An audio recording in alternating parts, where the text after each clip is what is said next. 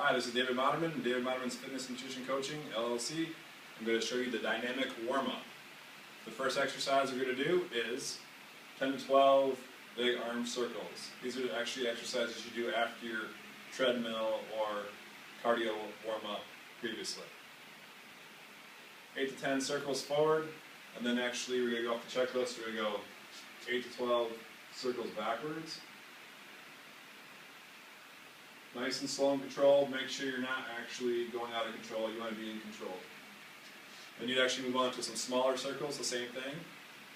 8 to 12 days. For some reason, if you're getting fatigued on these, you can cut them in half. And then actually move on to the second one, which is actually going to be doing that backwards a little slower as well. Then you move on to the leg swing, which is going to be forward and back, nice and slow, squeezing your glutes. You come back and squeezing your thigh and you come forward. That's about the pace we should be going.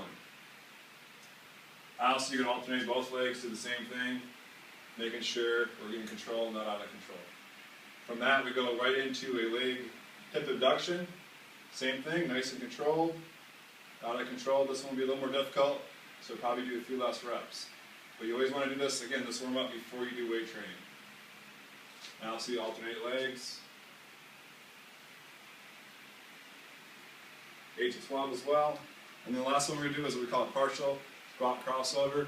We're actually squatting down, staying away from your knees, squeezing your chest, and squeezing your back. Side profile, just to make sure you see my form. Coming down, squeezing my back, squeezing my chest, sitting away from my knees. You notice I'm not leaning into my knees. Right? Now if you want to do a warm-up before you do this dynamic stretch, on the treadmill it's going to be 5-10 minutes, 2 or 3 minutes. Or you can do a marching in place as well if you don't have equipment at home. All right, this is David Modderman. That concludes our dynamic warm-up.